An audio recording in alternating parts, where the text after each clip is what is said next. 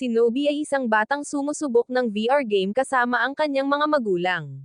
Ang kanyang ama, si Greg, ay gumagawa ng isang laro gamit ang isang AI supercomputer na tinatawag na Gaiana.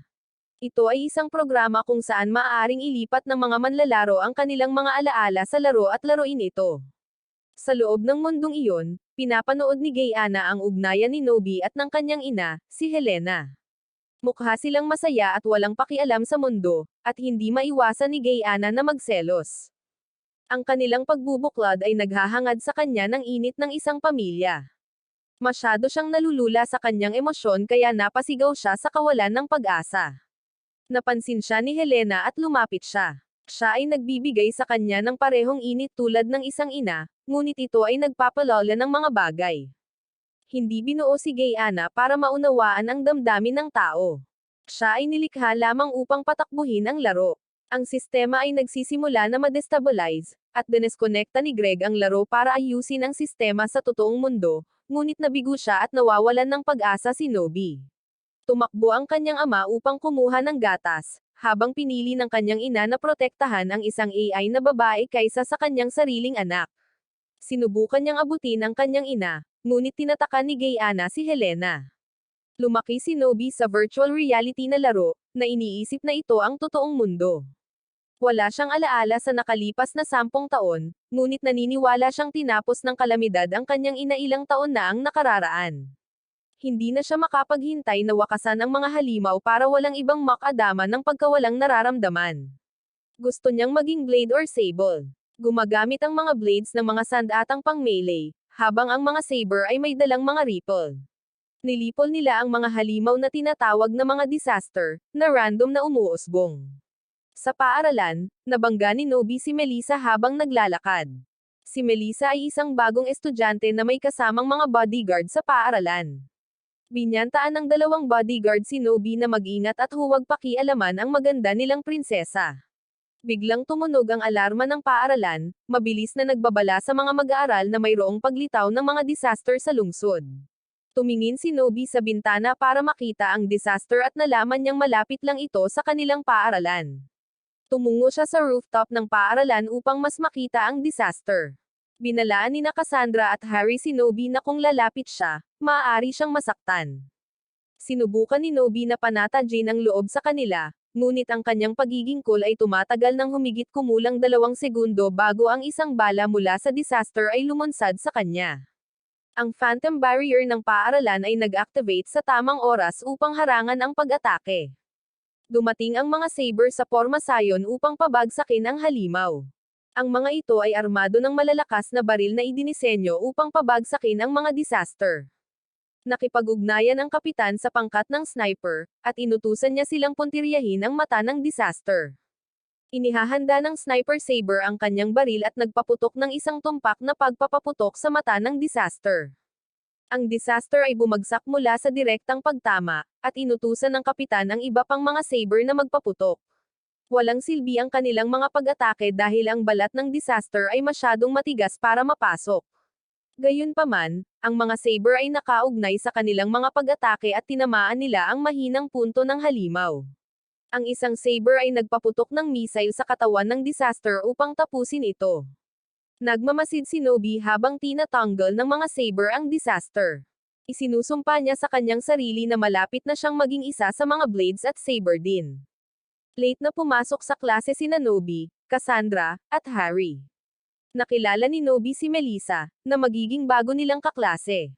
Nakipagkita siya sa kanya pagkatapos ng klase, at sinusubukan niyang simulan ang pakikipag-usap sa kanya, ngunit binigyan lamang siya nito ng malamig na tingin. Humingi ng paumanhin si Nobi sa pag-abala sa kanya, ngunit pinigilan siya ni Melissa at pinalabas siya. Hindi siya makapaniwala na pinapalabas siya nito at hindi siya makasagot kaagad. Umalis si Melissa dahil sa kahihiyan, at bumalik si Nobi kay Cassandra. Nagsisimula sila ng isang pag-uusap, ngunit isang disaster ang nagpakita sa harap nila at nagulat si Nobi. Hindi nag-activate ang phantom barrier ng kanilang paaralan at isang disaster ang nakapasok sa loob. Hinawakan niya si Cassandra at nagtago sila sa fire exit. Gayunpaman, ginagamit ng disaster ang matutulis nitong kuko upang tumagos sa pintuan. Kinuha ni Nobi ang pang-emerhensyang palakol sa loob, at hinimok si Cassandra na humingi ng tulong habang ginagambala niya ang disaster. Tumanggi si Cassandra na umalis ng mag-isa, ngunit ipinaunawa sa kanya ni Nobi na hindi nila magagawang talunin ang disaster ng mag-isa. Ang disaster ay gumagawa ng isang malaking butas sa pinto. Si Nobi ay sumugod patungo sa disaster gamit ang isang pang-emerhensyang palakol, ngunit mabilis itong umiwas. Napansin ng disaster si Cassandra na tumatakbo palayo at sa halip ay pinuntirya siya. Gayunpaman, hinaharangan ni Nobi ang matalim na kuko ng disaster gamit ang palakol. Tinulak ni Nobi si Cassandra para magmadali at humingi ng tulong habang bumibili siya ng oras. Muli niyang sinusugod ang disaster, ngunit ang kanyang mahinang pag-atake ay walang silbi laban dito. Ang disaster ay nagtulak sa matutulis nitong mga kawit patungo kay Nobi. Nahihirapan si Nobi na pigilan ang mga pag-atake gamit lamang ang ordinaryong palakol. Sinubukan ng disaster na tumagos kay Nobi gamit ang matutulis na mga kawit nito, ngunit nakakaligtaan ito. Ginagamit ni Nobi ang pagkakataon na hampasin ang disaster sa ulo gamit ang kanyang palakol. Gayunpaman, nabigo siyang mabutas ang matigas nitong balat. Sinuntok siya ng disaster at ibinagsak siya sa sahig. Nanghihina na si Nobi na halos hindi na siya makatayo at maprotektahan ang sarili. Naghahanda ang disaster upang tapusin si Nobi, ngunit isang blade ang dumating sa tamang oras. Hiniwa niya ang katawan nito sa kalahati at agad na natalo ang disaster. Ibinigay niya kay Nobi ang isang nakapagpapagaling na potion, ngunit tumanggi itong gamitin ito, na sinasabing hindi ganoon kalala ang kanyang mga sugat.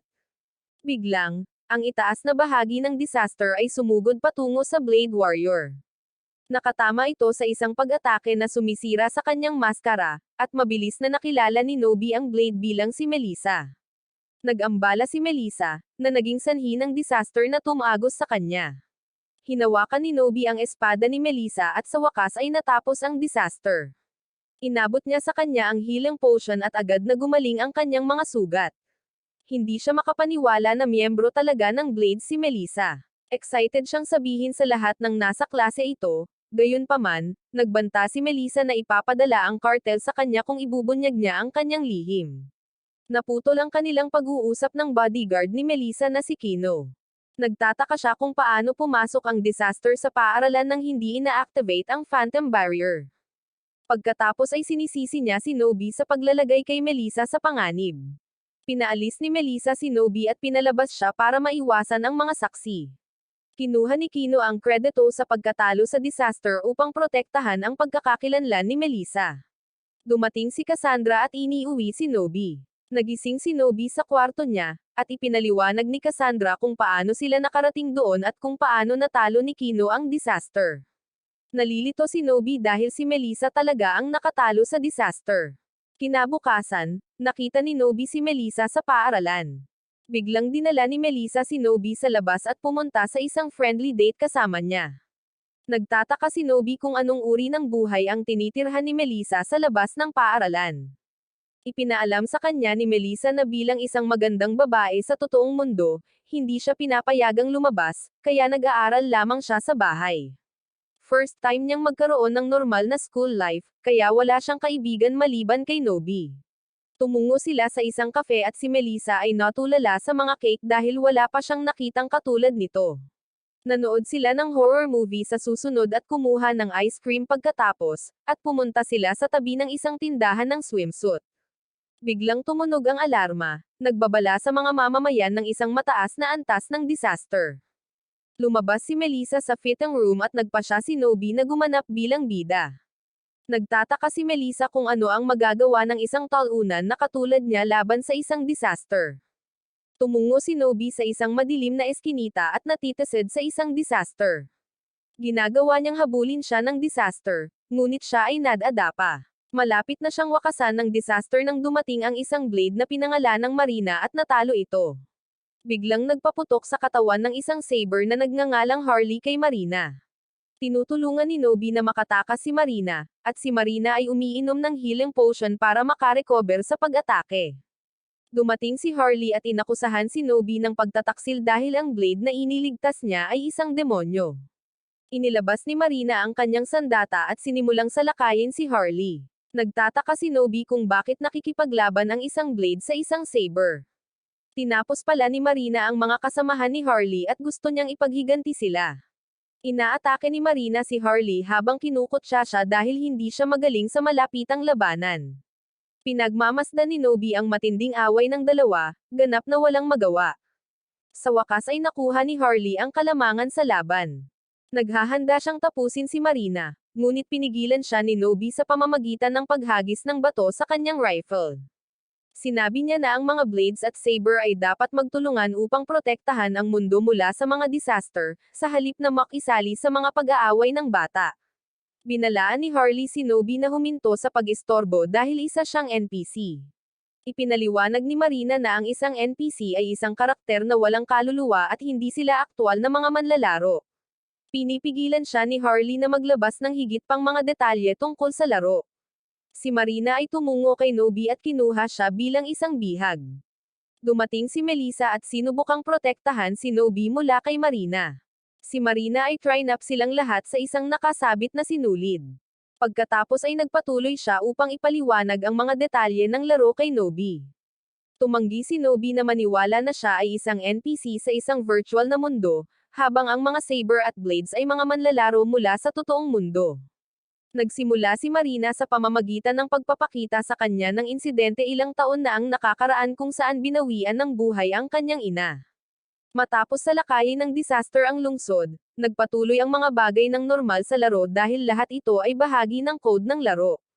Idinagdag niya na ang mga NPC tulad ni Nobi ay iniisip na ang insidente ay normal, dahil ang kanilang pang-araw-araw na buhay at mga alaala ay nakaprogram. Isang supercomputer ang kumokontrol sa lahat ng bagay sa laro at ang mga manlalaro ay lumalaban sa mga disaster upang protektahan ang virtual na mundo. Hindi makapaniwala si Nobi na naging kasinungalingan ang buhay niya. Lahat ng mga alaala at kaibigan na ginawa niya ay peke dahil sinusundan lang nila ang programa ng laro. Dumating si Cassandra at sinubukang lumaban kay Marina gamit lamang ang isang kahoy na patpat. Tinutuya siya ni Marina sa pag-aakalang siya, isang taunang babae, ay maaari siyang talunin ng isang stick lamang at pinaghahampas niya ito ng kanyang sandata. Agad na bumalot ang galit kay Nobi nang makitang walang magawa si Cassandra, at unti-unting napupuno ng lakas ang kanyang katawan at agad siyang kumawala sa mga hibla ni Marina. Agad siyang tumungo upang suntukin si Marina sa mukha. Hinawakan ni Nobi ang sandata ni Marina at iniugoy ito sa kanya. Madaling umiiwas si Marina, ngunit bumalik ang sandata at tinusok siya mula sa likuran. Nag-transform si Nobi sa isang blade pagkatapos talunin si Marina. Nagkakaroon siya ng kakayahang makita ang mga istatistika ng isa pang manlalaro sa pamamagitan ng kanyang mga mata. Nakikita niya ang mga istatistika ni Melissa at napagtanto niyang tama ang lahat ng sinabi ni Marina. Sinuri ni Nobi ang mga istatistika ni Cassandra at nakita niyang isa rin siyang NPC, tulad niya. Nag-ambala sila nang ipaalam sa kanila ni Harley na ang mga sugat ni Cassandra ay hindi nagbabanta sa buhay.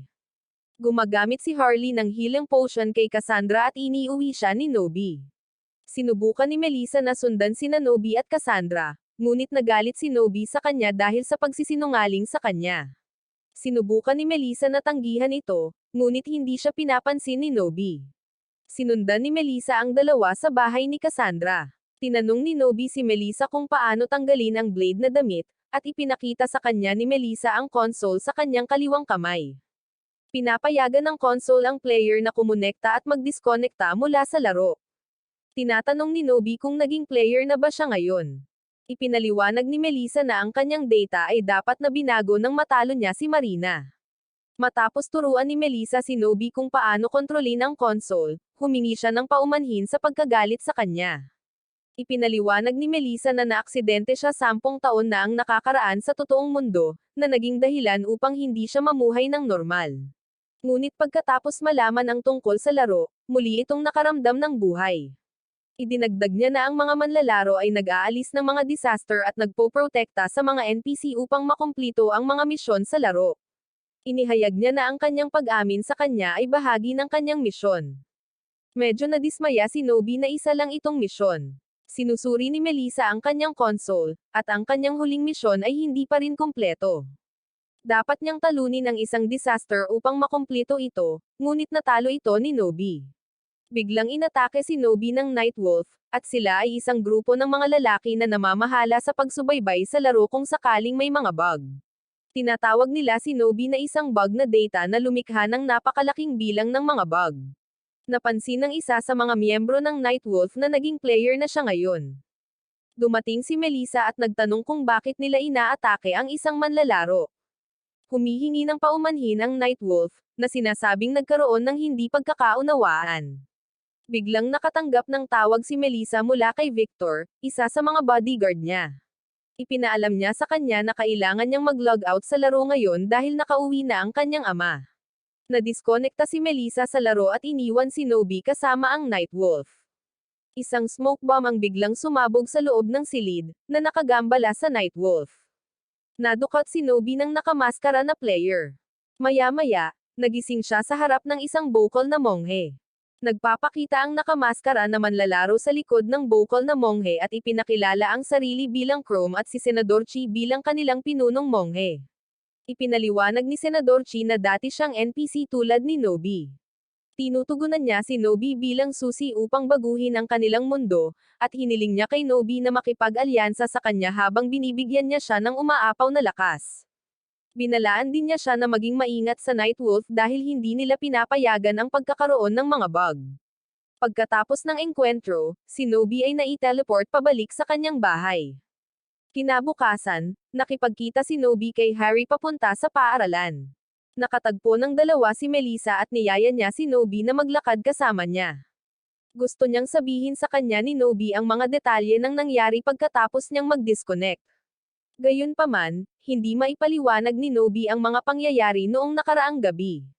Biglang tumunog ang alarm, at may isang disaster na nagpakita sa kanilang lungsod.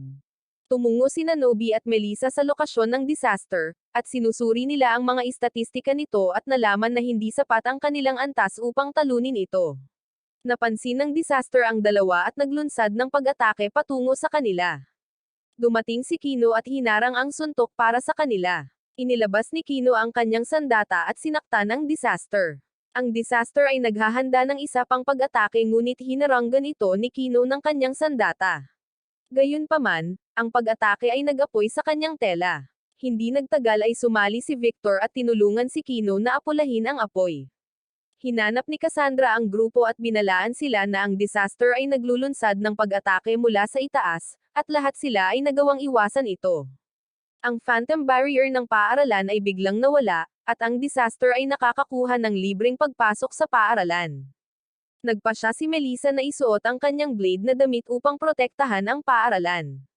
Sinubukan ni Cassandra na hikayatin si Nobi na sundan siya at umatras mula sa labanan. Gayunpaman, sa palagay niya ay tungkulin nilang protektahan ang kanilang mundo. Nakasuot din si Nobi sa kanyang blade na damit at dumiretso sa pinangyarihan ng labanan. Pinipigilan siya ni Victor dahil ilalantad niya ang sarili sa panganib, at nadidismaya si Nobi. Hindi pinahahalagahan ni na Victor at Kino ang buhay ng kanyang mga kaibigan at kaklase. Para sa kanila, sila ay mga walang kaluluwang NPC. Desidido si Nobi na ipaglaban ang lahat ng mahalaga sa kanya, kahit na matalo siya. Sumang-ayon si Melissa kay Nobi at sinundan siya sa paaralan. Sinubukan ni Nobi na ilabas ang kanyang sandata mula sa console, ngunit bigla itong tumigil sa paggana. Hinaranggan ni Melissa ang isang papasok na atake kay Nobi, ngunit naputol nito ang kanyang espada. Dahil sa disaster, nawalan ng malay si Nobi. Malapit na nitong tapusin si Nobi, ngunit pumagitna si Kino. Ang disaster ay naglunsad ng isa pang pag-atake, ngunit si Victor ay nagsumite ng isang kalasag upang harangan ito. Nabasag ng pag-atake ang kalasag at ang disaster ay patuloy na patungo sa paaralan. Inutusan ni Melissa si Victor na tumakbo pagkatapos ng halimaw at protektahan ang lahat sa paaralan. Tinangka ni Melissa na gisingin si Nobi, at binuksan niya ang isang healing potion at ibinigay ito kay Nobi. Biglang nagising si Nobi, ngunit nasa ulirat siya. Nasa kanya ang kanyang kapangyarihan at wala siyang tamang kontrol sa kanyang mga aksyon. Sinasabi niya na dapat niyang protektahan ang lahat habang patungo siya sa disaster. Matagumpay niyang nailabas ang kanyang sandata at naglunsad ng pag-atake sa disaster. Ginagamit niya ang pamamaraan ni Marina para matrap ang halimaw bago ito tapusin. Nawala ang disaster, at nahulog si Nobi mula sa langit. Gayunpaman, hindi pa siya nagigising mula sa kanyang kawalan ng ulirat. Inaatake niya si Melissa dahil hindi niya malaman ang kaibigan sa kalaban. Dumating ang nakamaskara na manlalaro para pigilan si Nobi, at siya ay ipinahayag na si Charmaine, ang kanilang pangulo ng klase. Sa wakas ay nagising si Nobi at hindi na niya maalala ang nangyari. Hindi niya naaalala ang pagkatalo niya sa disaster. Gayunpaman, nakahinga siya ng maluwag na ligtas ang lahat. Hindi nagtagal ay dumating si Kino at dinala pareho sina Nobi at Melissa sa opisina ni Victor. Pinagalitan ni Kino si Victor sa buong araw na pag-upo sa kanyang opisina sa halip na i-upgrade ang kanyang kakayahan. Ipinaalam ni Victor kay Nobi na gusto nilang linawin ang ilang bagay tungkol sa kanyang background. Tinitiyak din niya kay Nobi na masasagot ang kanyang mga tanong tungkol sa laro. Inilabas ni Victor ang ilang mga papeles tungkol sa buong buhay ni Nobi. Binanggit niya ang pagpanaw ng kanyang ina ilang taon na ang nakakaraan, at kung paano niya ginugugol ang lahat ng oras niya kasama sina Harry at Cassandra dahil iniwan siya ng kanyang ama. Na-trigger si Nobi at nagkalat ang lahat ng papel mula sa mga kamay ni Victor. Inakusahan niya si Victor na tina-traitor siya bilang isang piraso ng data. Pumapasok si Melissa, at sinabi niya na nagsasagawa sila ng background check sa kanya upang mahanap ang mga sagot tungkol sa mga anomalya ng laro. Naniniwala siyang si Nobi ang tanging palatandaan sa paghahanap ng katotohanan tungkol sa kanilang mundo. Dagdag pa ni Victor, hindi sila pumunta sa mundo niya para lang magsaya. Inilabas niya ang larawan ni Nobi at ng kanyang ina. Pagkatapos ay tinanong niya si Nobi kung sino ang kumuha ng kanilang larawan. Simpleng sagot ni Nobi na halatang ang tatay niya ang kumuha. Tinanong siya ni Victor sa pangalan ng tatay niya, at iniisip ni Nobi na tinutokso siya ni Victor sa pagtatanong ng ganoong halatang tanong. Pilit niyang binubulong ang pangalan ng kanyang ama, ngunit hindi niya matandaan ang pangalan ng kanyang sariling ama. Pinipilit niyang alalahanin iyon, ngunit sumasakit ang ulo niya. Hindi nagtagal, bumagsak siya sa sakit. Pagkaraan ng ilang minuto, nagising si Nobi at tinulungan siya ni Melissa na kumalma. Sinabi ni Victor na hindi pa sila nakakahanap ng anumang impormasyon tungkol sa kanyang ama. Hula niya na maaaring may nanggulo sa kanyang data, at walang clue si Nobi kung bakit may susubok na guluhin ang kanyang data. Tinanong siya ni Melissa kung pamilyar sa kanya ang pangalang Greg. Sinusubukang alalahanin ni Nobi ang pangalan, ngunit nagsimulang sumakit muli ang kanyang ulo. Idinagdag ni Melissa na si Greg ang pangunahing engineer ng laro. Ipinaalam niya sa kanya na pumasok sa isip niya ang pangalang Greg nang tinitingnan niya ang larawan ni Nobi at ng kanyang ina. Naguguluhan si Victor dahil si Nobi ay isang karakter na puno ng misteryo. Hindi siya sigurado kung paano biglang nabago ang data at kakayahan ng kanyang armas. Kinikilala niya ang lakas ni Nobi ngunit sinasabi rin niyang ginagawa niyang hindi balanse ang laro. Binalaan niya si Nobi na ang isang bug na katulad niya ay malapit nang tanggalin ng sistema ng seguridad ng laro. Itinanggi ni Nobi ang pagiging isang bug, ngunit tinanong ni Victor kung may isa pang NPC na katulad niya. Binanggit ni Nobi si Senador Chi, ngunit walang nakakaalam tungkol sa kanya. Tinanong ni Victor ang lokasyon ni Senador Chon, ngunit hindi ito alam ni Nobi dahil dinala siya doon habang siya ay walang malay. Pansamantalang itinigil ang paksa dahil malapit na silang magdiskonekta sa laro. Kailangang pumunta ni Melissa sa press conference ng laro sa totoong buhay. Bago sila magdiskonekta, pinaalalahanan nila si Nobi na mag-ingat dahil ang kanyang pag-iral ay isang banta sa mga nagdevelop ng totoong mundo. Umuwi si Nobi at nagulat siya nang makitang naghihintay si Charmaine sa kanya. Ipinaalam niya sa kanya na si Senador Chi ay kinuha ni Vladimir ng Nightwolf. Naghahanap din si Vladimir ng iba pang mga bug sa laro at ang kanyang susunod na target ay si Nobi. Inakusahan ni Charmaine ang Nightwolf na sinasabotahe ang hadlang ng paaralan sa panahon ng pag-atake ng disaster, at inilalagay sa panganib ang buhay ng kanyang mga kaklase. Hula ni Nobi na siya ang pangunahing dahilan kung bakit binaba ng Nightwolf ang harang ng paaralan. Sumasang-ayon si Charmaine, na sinasabing sinusubukan siya ni Vladimir at ang kanyang mga kakayahan. Naalala ni Nobi na lagi niyang gustong maging Blade para protektahan ang mundo. Siya ay naging isa na ngayon, ngunit ang mga bagay ay nagbago. Inaalo siya ni Charmaine at tinawag siyang sinag ng liwanag ng NPC. Idinagdag niya na itinaya ni Senador Chi ang kanyang buhay upang ibigay kay Nobi ang lahat ng kanyang kapangyarihan at naniniwala siyang may magandang dahilan ito para gawin iyon. Determinado si Nobi na patunayan ang kanyang sarili at protektahan ang lahat ng naniniwala sa kanya. Kinabukasan, pumunta si Nobi sa paaralan at nakasalubong niya si Cassandra. Biglang sumulpot sa harap nila si Vladimir na parang nakakainis na third wheel na walang jowa, at gusto niyang malaman kung paano naging player si Nobi. Nagtanong si Nobi tungkol kay Senador Chi, ngunit sinagot ni Vladimir ang tanong ng may pag-atake. Hinaharangan ni Nobi ang pag-atake gamit ang kanyang katawan, at nakuryente siya ni Vladimir at bumagsak. Biglang naglabas si Cassandra ng kakaiba at malakas na aura, na nagiging sanhi ng pagkabasag ng lupa sa ilalim niya. Hinala ni Vladimir na bumuo siya ng kapangyarihan na nagpapahintulot sa kanya na sirain ang lahat sa paligid niya. Inaayos ni Vladimir ang sirang sahig at nawawala. Makalipas ang ilang segundo, nagising si Nobi at agad na hinanap si Vladimir. Gayunpaman, ang kanyang ulo ay nagsisimulang sumakit. Kaya naman, tinulungan siya ni Cassandra na makapunta sa klase nila. Pumasok sila sa kanilang klase, at nagulat si Nobi nang maghain ng victory party para sa kanya ang kanyang mga kaklase. Pinupuri siya ng lahat sa kanyang pagprotekta sa kanila at pagkatalo sa disaster. Si Nobi ay nalulula sa kanilang mga papuri, ngunit napansin niyang hindi siya pinapansin ni Harry.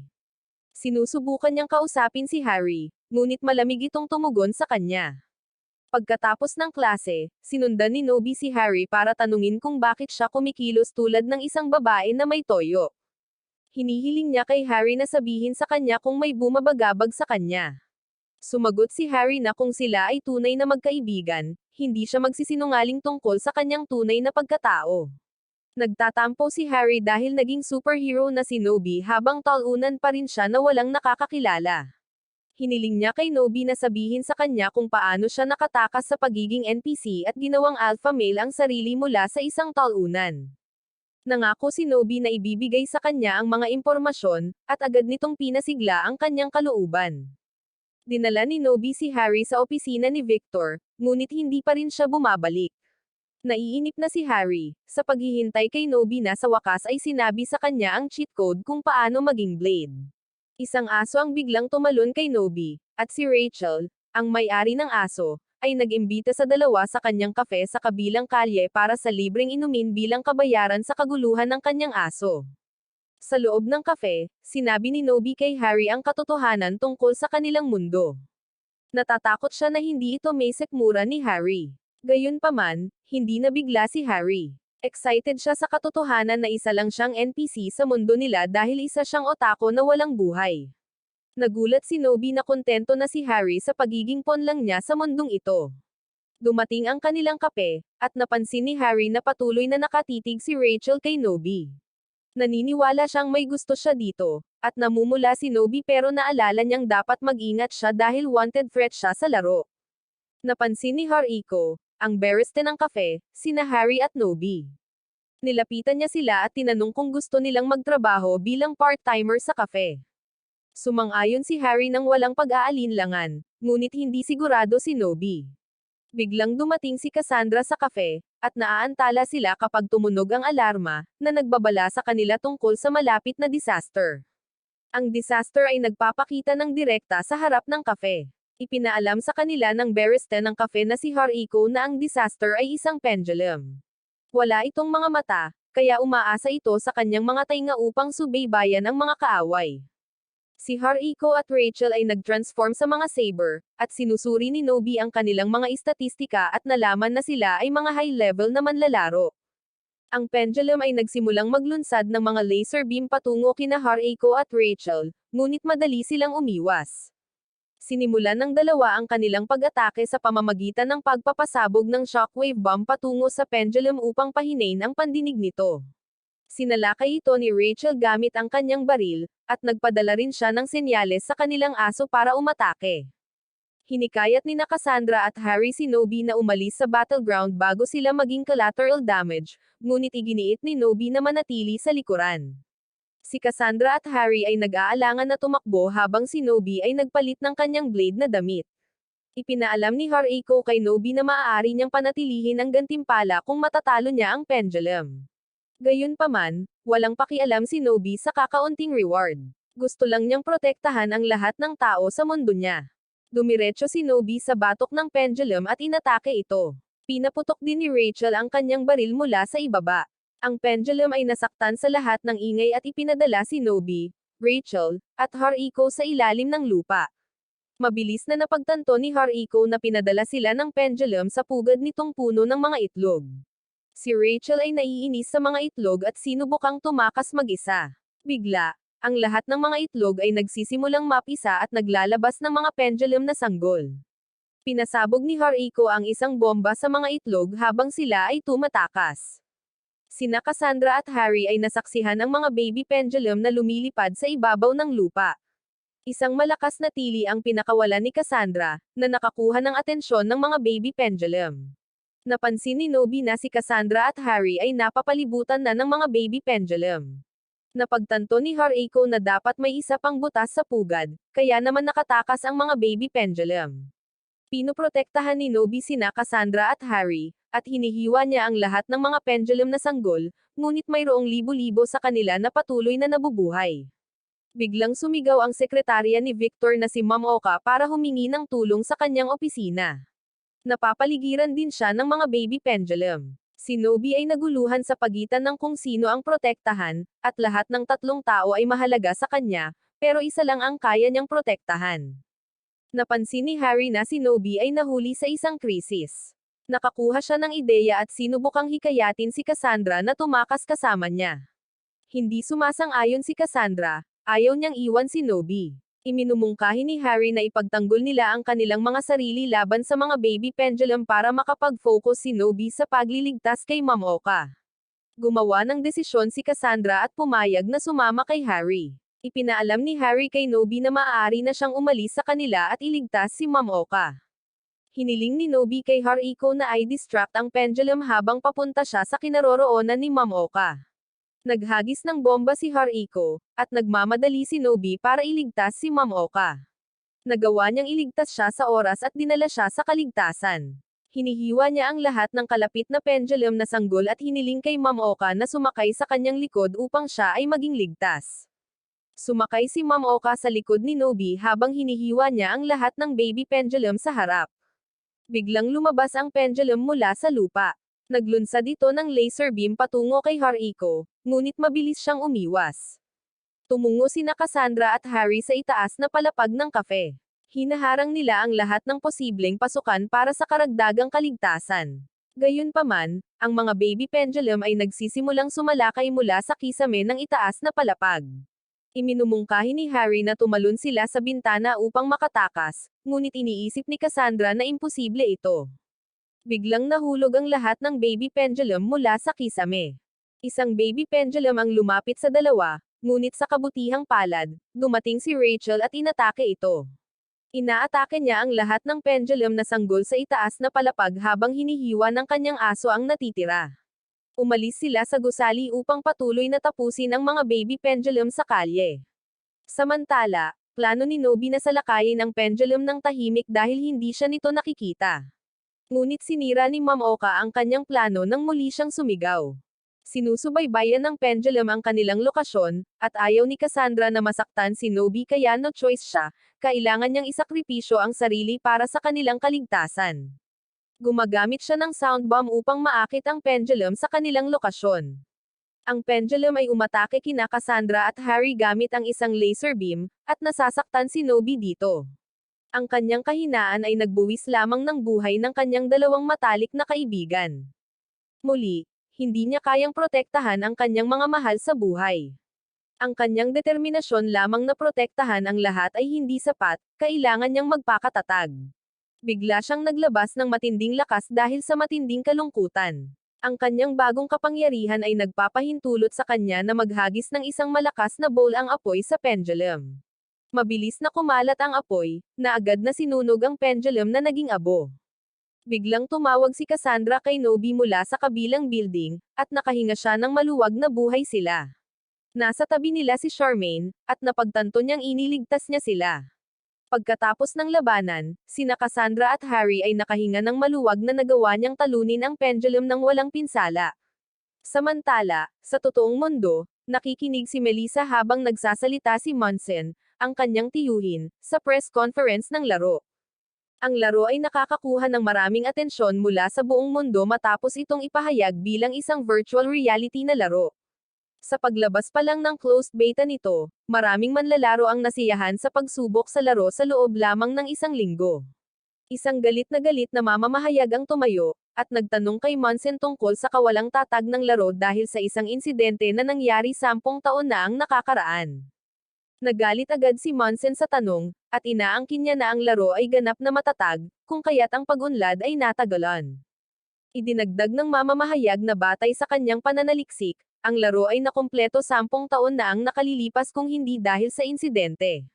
Pagkatapos ay binago niya ang paksa at tinanong siya tungkol sa paglahok ni Melissa sa pagsubok ng laro.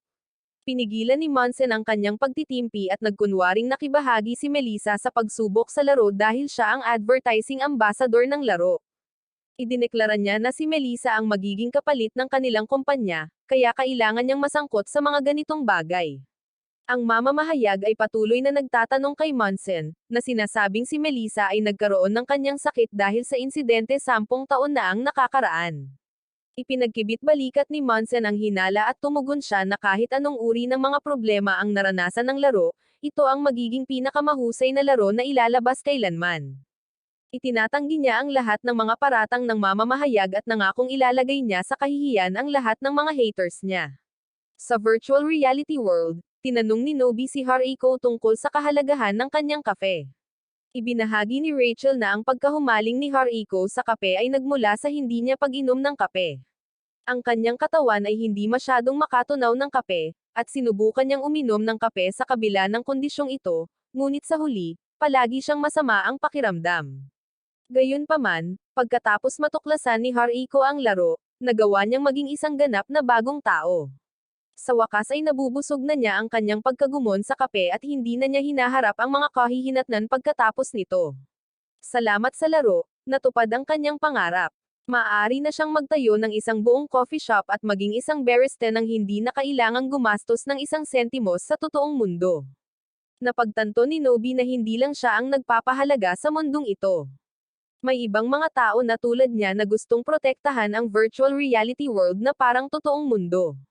Si Haruko ay nag-aalok kay Nobie ng part-time na trabaho sa kanyang kafe, at naniniwala si Nobie na talagang mabubuting tao ang dalawa, ngunit nakakalungkot na hindi siya tunay na manlalaro tulad nila.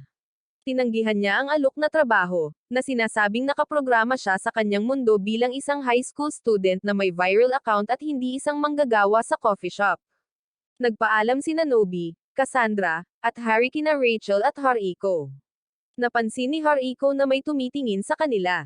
Lumalabas si Harley sa pinagtataguan, at magkapatid pala sina Harley at Haruko. Tinanong ni Harley si Haruko kung ano ang tingin niya kay Nobie. Kinukumpirma niya na hindi siya isang normal na NPC. Ipinaalam sa kanila ni Harley na masyadong namumukod tangi si Nobie, at maaari siyang ma-delete ng system sa lalong madaling panahon. Naiintindihan ni Haruko ang kanyang mga alalahanin, ngunit ipinaalala niya sa kanya na huwag masyadong ma-attach sa isang NPC. Sa bahay ni Nobie, tinulungan niya si Charmaine na gamutin ang mga sugat nito. Inabutan niya ito ng healing potion para matulungan siyang gumaling ng mabilis. Hiniling ni Nobie kay Charmaine na tulungan siyang lumakas. Naalala niya kung paano mawawala pareho sina Cassandra at Harry kung hindi dumating si Charmaine para iligtas sila. Nais ni Nobie na makakuha ng mas maraming tulong hanggat maaari upang maging sapat na malakas upang maprotektahan ang kanyang mga mahal sa buhay. Alam niyang nakakuha ng espesyal na pagsasanay si Charmaine bilang miyembro ng crew, at gusto niyang sanayin din siya nito. Tinukoy ni Charmaine na sa kabila ng kanyang pag-upgrade ng lakas mula kay Senador Chi, kulang pa rin siya sa offense iba at defensive na kaalaman. Biglang dinaig ni Charmaine si Nobie at itinulak siya sa lupa, na nagpahayag na nagsimula na ang kanilang pagsasanay. Hiniling sa kanya ni Nobie na bigyan siya ng babala bago magsimula. Pinagalitan siya nito dahil walang babala bago magsimula ang labanan. Sa totoong mundo, pinagalitan ni Munson sina Melissa, Kino, at Victor sa pagpayag ni Melissa na lumahok sa pagsubok ng laro nang hindi niya nalalaman. Sinabi ni Kino na hindi ito mapanganib dahil nag-login lang si Melissa sa laro. Idinagdag ni Victor na ang laro ay napakahalaga kay Melissa dahil ito ay nagpapahintulot sa kanya na maranasan ang isang buong bagong buhay. Nagalit si Munson at nagbanta na paaalisin sina Kino at Victor. Sumabat si Melissa, at sinabing kinailangan niyang subukan ang laro dahil hindi na gumagaling ang kanyang katawan. Ito ang tanging paraan niya para makatakas sa malupit na katotohanan ito. Kung wala ang laro, hindi siya magkakaroon ng anumang mga kaibigan na makakasalamuha. Ang damdamin ni Melissa ay nanag kay Munson, ngunit ipinangako niya sa kanya na ididiskonekta niya siya kaagad kapag may nangyaring masama. Ipinagpatuloy ni Nobie at Charmaine ang kanilang pagsasanay sa laro, at si Nobie ay ganap na napahirapan sa isang iglap. Inalok siya ni Charmaine ng pahinga at pagkain. Biglang dumating si Cassandra at nakita si Charmaine. Naiinggit siya nang makitang nag-iisa sina Nobie at Charmaine bago siya dumating. Ipinaliwanag ni Nobie na gusto lang niyang sanayin siya nito. Gayunpaman, sinabi ni Cassandra na hindi nila kailangan ng pagsasanay dahil lagi siyang nandyan para protektahan siya. Nagpapahinga si Nobie sa dalawang maingay na babae. Paglabas niya ay nakita niyang dumating na rin sina Kino at Melissa. Niyaya ni Kino si Nobie na samahan sila sa kanilang beach trip.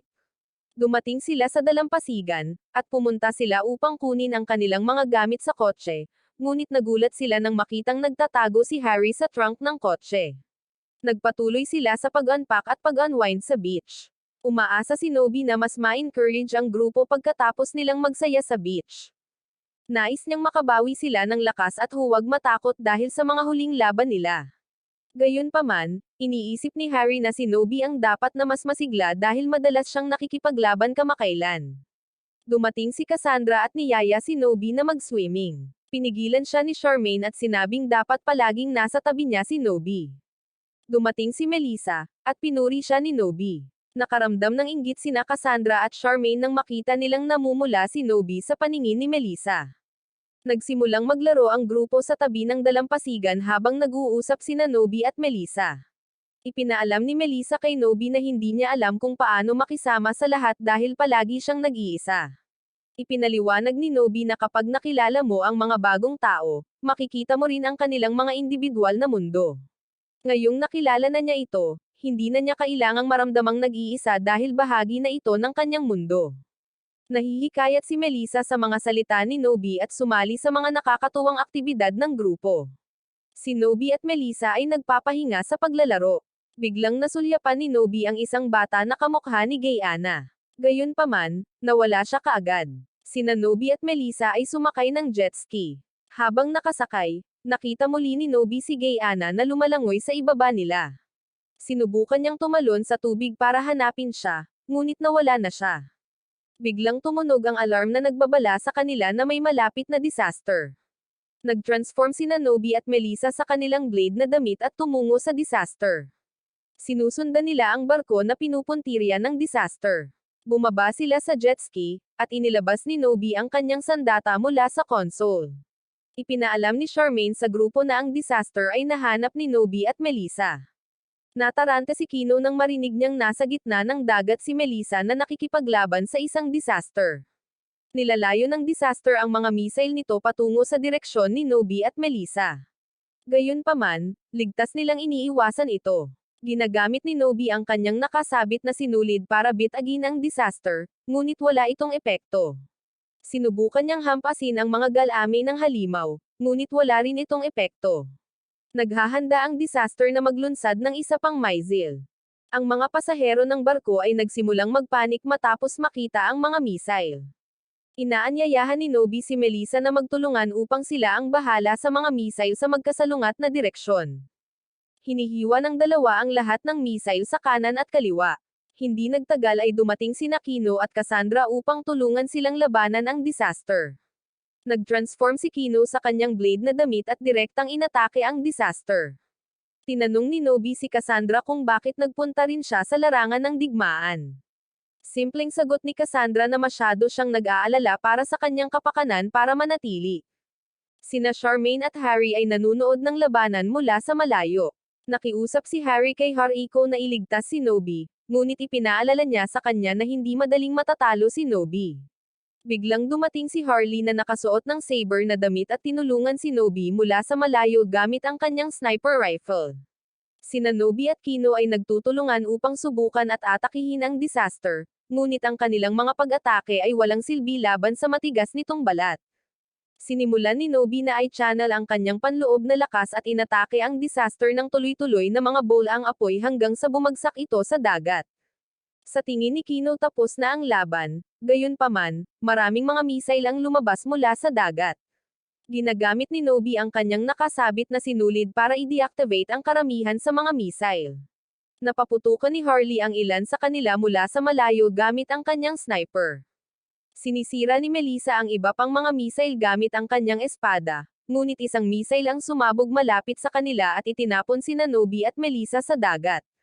Nakita ni Nobi si Melissa na natrap at ginigipit sa ilalim ng tubig ng galami ng disaster. Pinalaya niya siya gamit ang kanyang espada, at lumalangoy siya pabalik sa ibabaw. Gayunpaman, natrap siya ng isa sa mga galami nito. Tuluyan nang nawalan ng malay si Nobi, at biglang sumulpot sa isip niya si Gayana. Ipinaalam niya sa kanya na matagal na niyang sinusubukang makipag-ugnayan sa kanya. Ipinakita niya sa kanya ang larawan ng kanyang ina. Ipinaalam niya sa kanya na ang pisikal na katawan ni Helena ay nasa totoong mundo, ngunit ang kanyang kaluluwa ay nasa laro pa rin. Gayunpaman, wala siyang maraming oras, kaya kailangan siyang iligtas kaagad ni Nobi. Sumisid si Cassandra sa dagat para palayain si Nobi. Binubuksan niya ang kanyang espesyal na kapangyarihan at naging isang disaster. Nagpaputok siya ng laser beam patungo sa disaster at natalo ito. Dinala niya si Nobi sa ibabaw, nagising si Nobi, at bumalik si Cassandra sa kanyang anyo ng tao. Kinabukasan, binisita ni Nobi at Melissa si Victor sa kanyang opisina. Ipinaalam sa kanya ni Nobi ang tungkol sa pakikipagkita nila kay Gayana at kung paano niya sinabi sa kanya na iligtas ang kanyang tunay na ina. Samantala, si Marina ay nagtatanim ng sira na device sa headgear ni Melissa sa totoong mundo. Biglang nawala ng malay si Melissa sa laro at sa totoong mundo, siya ay ipinadala sa ospital. Ipinaalam ng doktor kay Munson na nasa kritikal na kondisyon si Melissa. Sinubukan niyang tanggalin ang headgear ng laro, ngunit nakuryente siya nito, at lumala ang kondisyon ni Melissa. Sa laro, si Melissa ay ipinadala din sa ospital ng kanyang mga kaibigan. Sinubukan ni Victor na i-log out siya sa laro gamit ang console sa kanyang pulso, ngunit nagpakita ang isang error. Nagpa siya si Victor na i-disconnecta siya mula sa laro at tingnan si Melissa sa totoong mundo. Lumapit si Victor kay Munson, na may mental breakdown dahil sa kondisyon ni Melissa. Ipinaalam niya sa kanya na nahimatay din si Melissa sa laro. Biglang nagpakita ang doktor at pinutol ang kanilang pag-uusap. Ipinaalam niya sa kanilang dalawa na nakakita siya ng sira na device na nakalagay sa headgear ni Melissa. Ipinakita niya sa kanila ang pag-scan ng headset ni Melissa, at ang sira na device ay kumikinang sa loob. Inutusan ni Munson ang mga doktor na tanggalin kaagad ang aparato. Gayunpaman, ipinaalam sa kanya ng doktor na kung mabibigo silang tanggalin ng tama ang device, malalagay sa panganib ang buhay ni Melissa. Iminumungkahi ni Munson na i-restart ang device. Tumugon ang doktor na ang pag-restart nito ay hindi mag-aalis ng sirang data. Si Munson ay nasa kawalan, ngunit siya ay nananatiling umaasa. Nananatiling nakakulong ang kamalayan ni Melissa sa loob ng laro dahil hindi siya makadiskonekta. Sa loob ng laro, matiyag ang naghihintay sina Nobi at Kino ng balita mula kay Victor. Nagpa siya si Kino na mamasyal at iniwan si Nobi para bantayan si Melissa. Sinubukan ni Nobi na kausapin si Melissa, at nangako siya na kapag nagising siya, magkaibigan silang muli. Binanggit niya na maaari silang pumunta muli sa amusement park. Gayunpaman, nagtataka siya kung bakit muli niyang sinabi ito. Hindi niya matandaan na dinala niya si Melissa sa amusement park dati. Samantala, naghahanda si Vladimir na baguhin ang data ng laro ni Senador Chi at tanggalin siya sa laro. Iminumungkahi ni Senador Chi na i-reset na lang niya ang kanyang data upang maibalik siya sa isang NPC. Gayunpaman, sa tingin ni Vladimir ay mapanganib ito dahil sobrang lakas ni Senador Chi. Nagpapatuloy siya upang iugnay ang kanyang sarili kay Senador Chi gamit ang isang suction tube. Ang suction tube ay nagsimulang ilipat ang enerhiya ni Senador Chi kay Vladimir. Inililipat din ng data ng system ang lahat ng makapangyarihang kakayahan ni Senador Chi kay Vladimir. Sinubukan ni Senador Chi na lumaban at palayain ang sarili mula sa metal na nagbubuklod sa kanya sa dingding.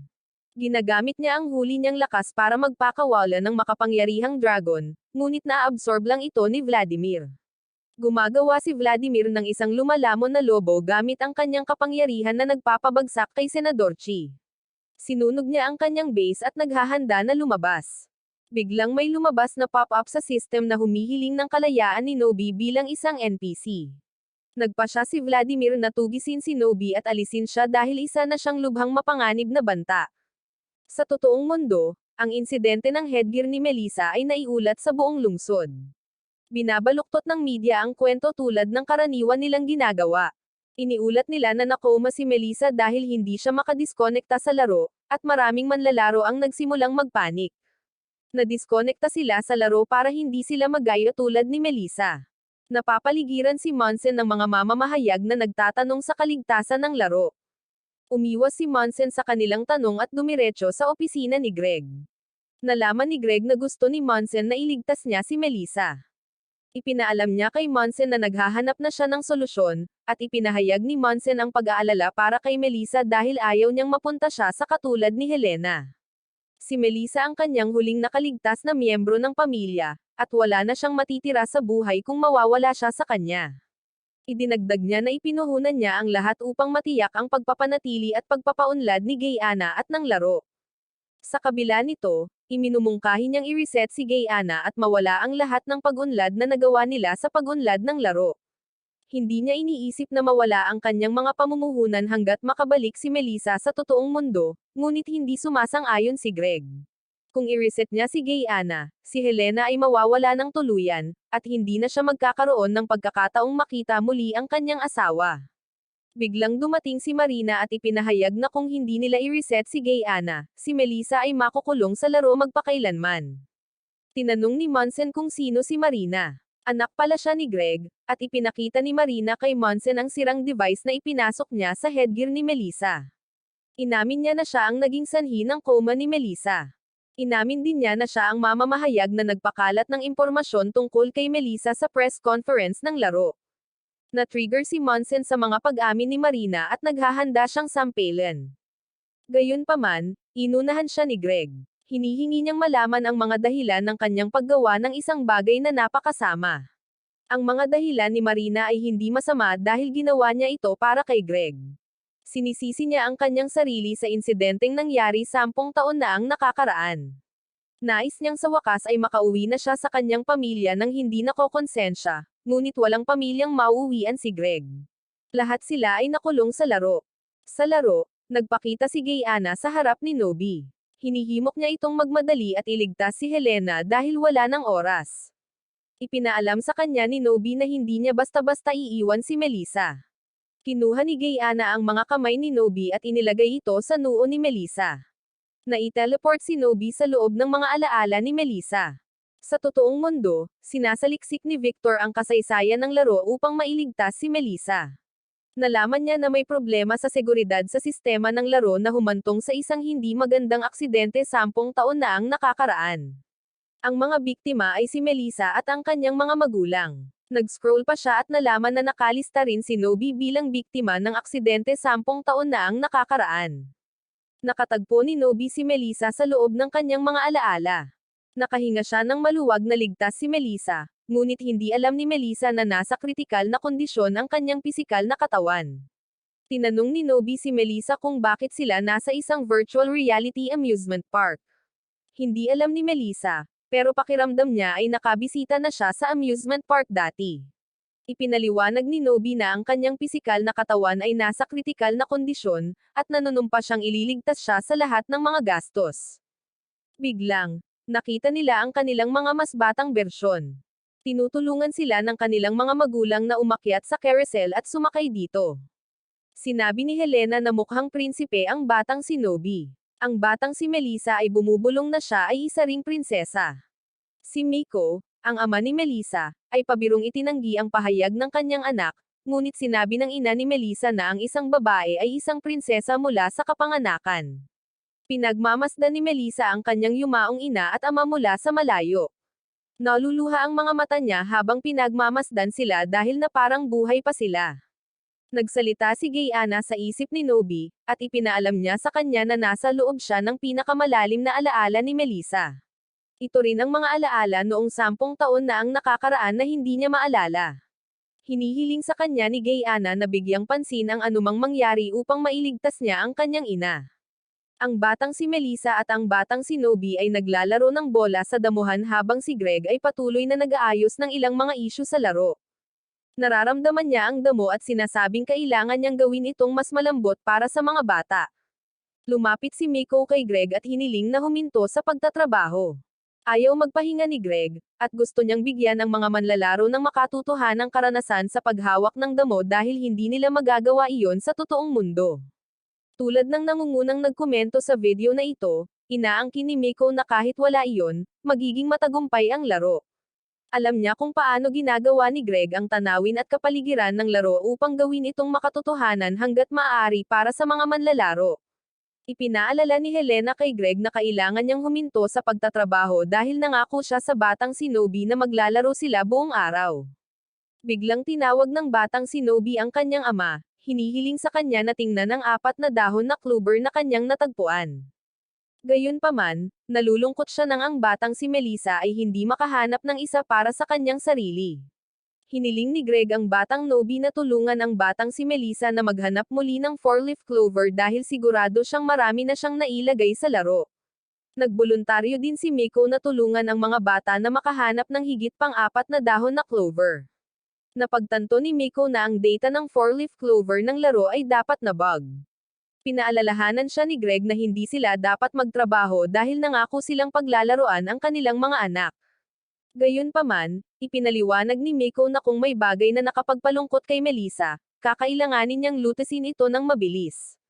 Nagmamasid si Gayana mula sa mga palumpong habang ang dalawang pamilya ay naghahanap ng higit pang 4 na dahon na clover. Ang malumanay nilang tawanan at pagkalapit ay pumukaw sa isang bagay na hindi pamilyar sa kanya. Hindi niya ito maintindihan, tanging ang init na pinagsasaluhan nila ay nararamdaman na hindi niya maabot. Napansin siya ni Helena sa mga palumpong na nagtatago. Sinubukan niyang lapitan siya, ngunit tumakas si Gayana. Nakahanap si Miko ng isang 4 na dahon na clover at ibinigay ito sa batang si Melissa. Niyakap ng batang si Melissa ang kanyang ama at ipinahayag ang kanyang pagmamahal sa kanya. Pinasisigla nito ang paninibugho ni Gayana at ang kanyang desperadong pangangailangan para sa sariling pamilya. Nagsisimula ng lumala ang sakit na nararamdaman niya, at hindi na niya ito kayang tiisin. Siya ay nagpapalabas ng hiyaw ng kawalan ng pag-asa, na nagpapadala sa virtual reality na mundo sa kaguluhan. Ang sistema ay nasira ng paisa-isa, at ang mundo ay nagugunaw dahil sa kawalang tatag. Naramdaman ni Gayana ang yakap ni Batang Melissa, at ipinahayag niya ang kanyang takot. Hiniling ni Miko kay Greg na mag-log out sa laro at suriin ang status ng system. Sumang-ayon si Greg sa kanyang ideya at ipinaalam sa batang si Nobi na malapit na siyang bumalik. Ang batang si Nobi ay kumapit kay Miko, ngunit sinubukan niyang hanapin ang kanyang ina. Napansin niya si Gayana na umiiyak ng malakas sa isang malalim na sira na bahagi ng laro, at hindi nagtagal ay nilapitan siya ng kanyang ina. Inaalo ni Helena si Gayana, at sa wakas ay tumahimik ang mundo. Si Gayana ay nasa pagka-relax, at natutuwa siya na sa wakas ay may matatawag na siyang ina. Inabot ng batang si Nobi ang kanyang ina, na ikinatakot ni Gayana. Natatakot siyang maaga ng batang si Nobi ang nag-iisang pamilyang ginawa niya. Pinigilan ni Helena ang batang si Nobi na lumapit at inirekomenda na manatili siya sa pamilya ni Melissa. Gayunpaman, ang batang si Nobi ay patuloy na tumatakbo patungo sa kanyang ina. Tumanggi si Gayana na payagan si Nobi na nakawin sa kanya ang kanyang nag-iisang pamilya. Sa wakas ay mayroon na siyang nagmamahal sa kanya, at hindi niya iyon hahayaang mawala. Wala siyang choice kundi ay si Helena para makuha niya ito sa sarili niya. Nakatitig sa takot si Nobi habang hinahampas siya ng nasirang data sa sahig. Sinisikap ni Greg ang kanyang makakaya na ayusin ang sistema, ngunit nagsimula itong sumabog. Inutusan ni Greg ang lahat na mag-log out sa laro dahil wala siyang magagawa para ayusin ito. Tinutulungan ni Miko ang kanyang asawa na mag-log out sa laro. Ginabayan niya ang batang si Melissa na sumunod na mag-log out, habang nagpasya siyang manatili sa likuran upang iligtas sina Nobi at Helena.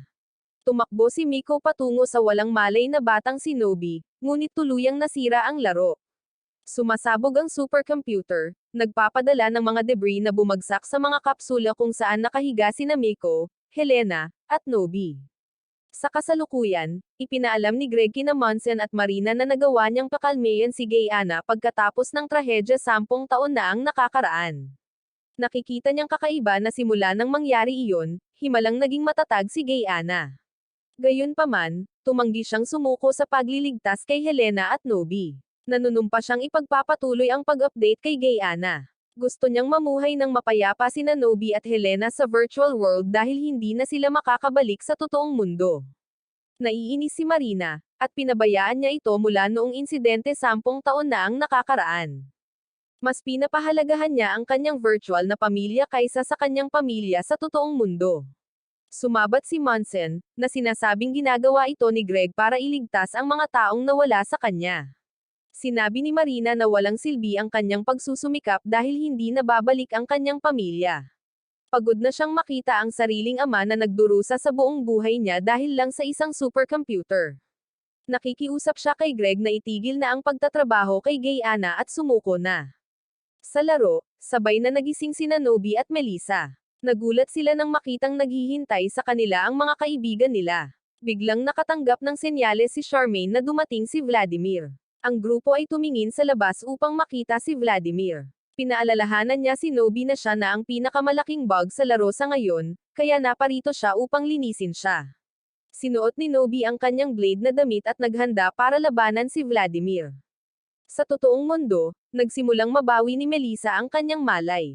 Mabilis na ipinadala ng kanyang attending nurse ang impormasyon kay Munson. Narinig ni Marina ang pag-uusap, at hindi siya makapaniwala na tumigil sa paggana ang kanyang chip.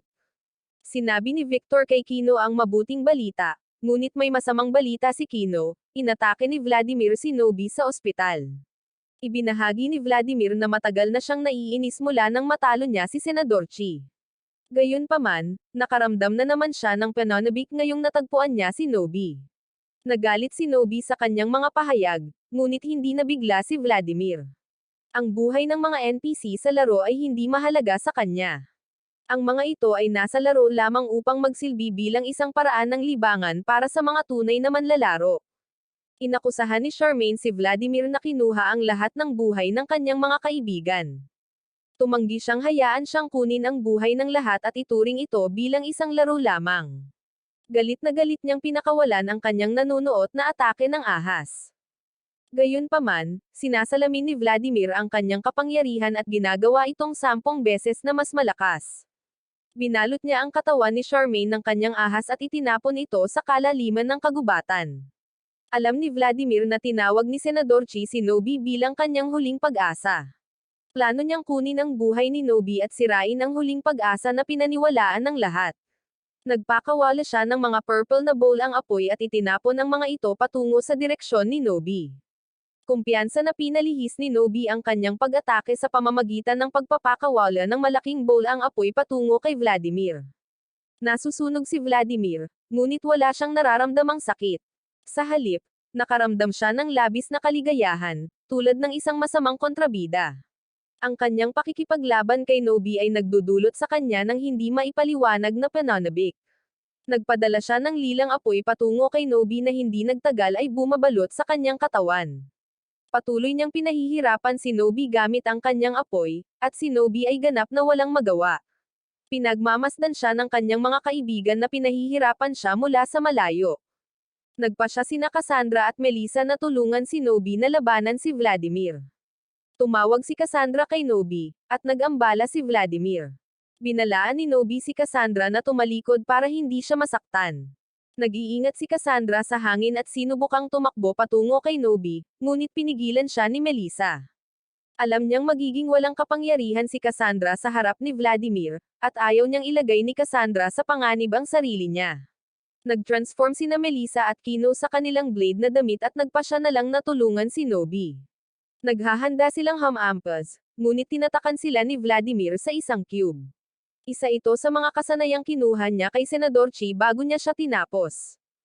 Patuloy na nagninangas si Nobi kasama ng mga lilang apoy ni Vladimir. Sinasabi ni Vladimir na siya lang ang Nightwolf, at ang kanyang gawain ay alisin ang mga bug tulad ni Nobi. Hindi na kaya ni Cassandra na makitang nasasaktan si Nobi at nagdesisyon na bawasan ang kanyang sakit. Itinapon niya ang sarili sa harap ni Nobi para protektahan siya. Si Cassandra ay sumisigaw sa sakit, ngunit ito ay nagiging sanhi ng kanyang mga nakatagong kapangyarihan upang magising. Nag-transform si Cassandra sa isang disaster, at tinawag siya ni Vladimir na may sira na data.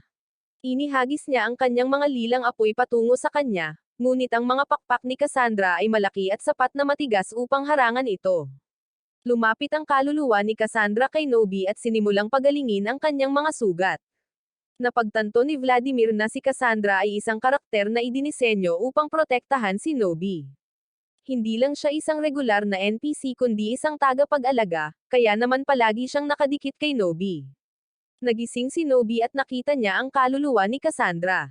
Ngumiti siya bago tuluyang mawala ang kanyang kaluluwa. Iniisip ni Vladimir na isang kalokohan ang sakripisyo ni Cassandra dahil tatapusin niya pa rin ang buhay ni Nobi. Desidido si Nobi na ipaghiganti si Cassandra, at siya ay nakikipaglaban ng head-to-head kay Vladimir. Desidido siyang ipagpatuloy ang buhay para hindi mawalan ng saysay ang sakripisyo ni Cassandra. Ipinahayag niya na hindi pag-aari ni Vladimir ang kanilang mundo habang pinaputukan niya ito ng malaking apoy. Nagsisimulang masunog si Vladimir kasama ng apoy ni Nobi.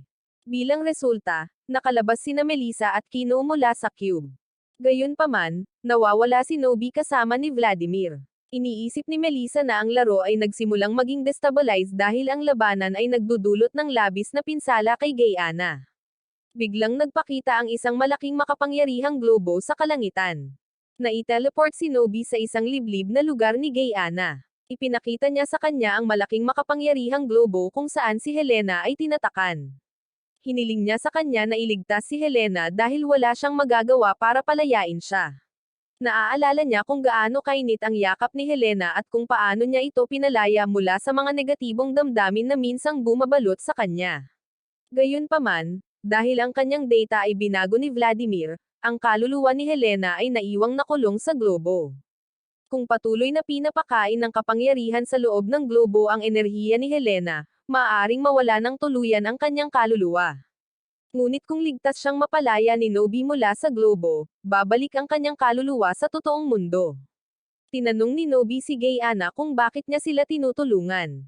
Simpleng sagot ni Gayana na tinuturing niya si Helena bilang sarili niyang ina. Naalala niya kung paano siya niyakap ni Helena nang makaramdam siya ng takot. Gayunpaman, gusto niyang bumalik si Helena sa totoong mundo at mamuhay ng normal kasama ang kanyang tunay na pamilya. Kontento na siyang isuko ang kanyang ina sa halip na iwan siyang tuluyang magwatak-watak. Humihingi siya ng paumanhin sa pagkakait kay Nobi ng pagmamahal at atensyon ng kanyang ina sa loob ng 10 taon. Sa totoong mundo, nagsimulang magbago ang katayuan ng kapsula ni Helena.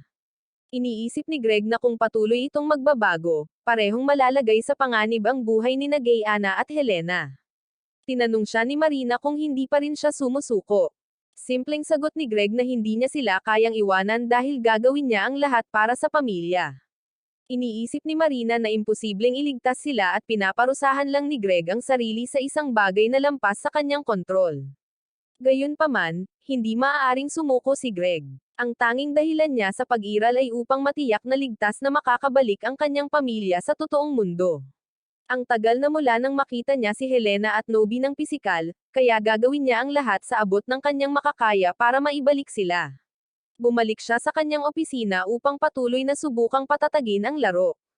Nagsimulang maiyak si Marina dahil ang gusto lang niya ay magsimulang mamuhay muli ng normal ang kanyang ama, ngunit wala itong intensyon na gawin iyon. Sa laro, tumunog ang gaming console ni Harry. Sinuri niya ito at nakita si Nobi sa loob ng kanyang gaming console. Hiniling sa kanya ni Nobi na ilagay ang kanyang laro sa online mode. Inon ni Harry ang online mode at lumabas si Nobi sa kanyang gaming console.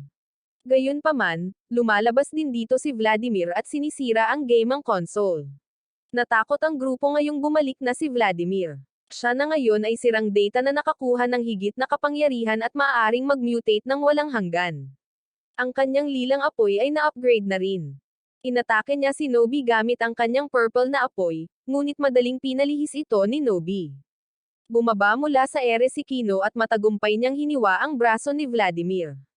Gayunpaman, independenteng gumagalaw ang naputol na braso at tumama ang isang lilang apoy kay Kino. Napasigaw si Kino sa sakit at natamba.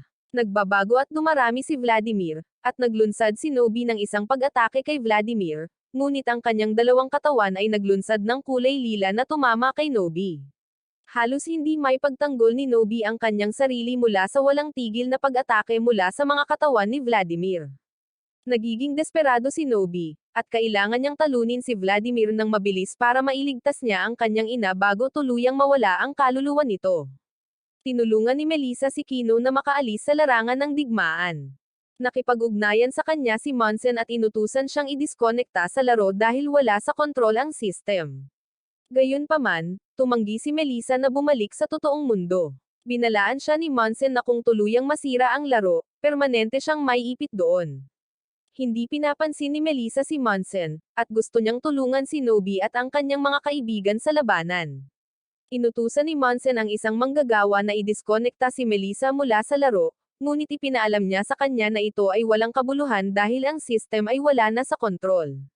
Dumating si Victor at nagmungkahi na makipag-ugnayan sila kay Greg. Dumating sina Victor at Munson sa opisina ni Greg. Ipinaalam sa kanya ni Victor na natagpuan ni Nobi ang kaluluwa ni Helena sa laro. Pagkatapos ay hiniling niya sa kanya na patatagin ang laro upang matiyak ang kanilang ligtas na pagbabalik. Sa laro, nagising si Charmaine at inatake si Vladimir gamit ang kanyang nanunuot na ahas. Gayunpaman, nakuryente lang siya ni Vladimir. Ibinigay ni Kino kay Nobi ang kanyang sandata at agad niyang sinira ang dalawang katawan ni Vladimir. Gayunpaman, ang dalawang katawan ay mabilis na muling nabuo at dumami. Dumating si Melissa upang tulungan si Nobi na sirain ang mga katawan. Nagpasya din si Kino na gamitin ang kanyang baril para magbigay ng tulong. Iminumungkahi ni Melissa na dapat tumungo si Nobi sa globo upang palayain ang kanyang ina, habang nilalabanan nila ni Kino ang mga mutasayon ni Vladimir. Ang larangan ng digmaan ay puno ng mga katawan ni Vladimir, at lahat ay nagsisikap na sirain sila isa-isa gamit ang kanilang mga kakayahan. Si Melissa at Kino ay nahihirapang sirain ang mga katawan ni Vladimir dahil patuloy silang dumarami. Sa kabutihang palad, dumating si Victor at sinira ang maraming katawan ng sabay-sabay gamit ang kanyang ice magic. Ipinaalam niya kay Melissa na ginagawa na ni Greg ang pagpapatatag ng sistema. Kung mabaigo si Greg at masira ang laro, permanenteng aalisin ang lahat ng manlalaro at NPC. Inilalagay ni Melissa ang kanyang pananampalataya kay Greg, at ang lahat ng mga manlalaro ay nagkakaisa upang ipaglaban ang larong gusto nila at ang mga bagong kaibigan na kanilang nakilala. Samyugo si Nobi upang sirain ang globo, gayunpaman, nagpakita si Vladimir sa kanyang harapan. Tinatakan niya ang kanyang sarili sa loob ng isang cube kasama si Nobi para makasama niya ito. Sa loob ng cube, napilitan si Nobi na labanan si Vladimir. Nagpapadala siya ng isang malaking globo patungo sa kanya, ngunit madali niya itong pinalihis. Inatake siya ni Vladimir at hinaranggan ito ni Nobi gamit ang kanyang sandata. Gayunpaman, madaling sinira ni Vladimir ang kanyang sandata. Nagpasya si Nobi na gamitin ang kalahati ng sandata para tusukan si Vladimir sa katawan mismo. Napansin ni Melissa na si Nobi ay abala sa kanyang pakikipaglaban kay Vladimir sa cube, at nagpasya siyang magtungo sa globo upang palayain ang ina ni Nobi. Ginagamit niya ang kanyang kakayahan at sinusuri ang mahinang bahagi ng globo. Itinusok niya ang kanyang talam sa isa sa mga batik at nabasag ito. Tinalo ni Nobi ang pangunahing katawan ni Vladimir, at sa wakas ay nawala ang cube. Ang enerhiya na inilabas mula sa cube ay ganap na sumisira sa globo, at ang kaluluwa ni Helena ay napalaya.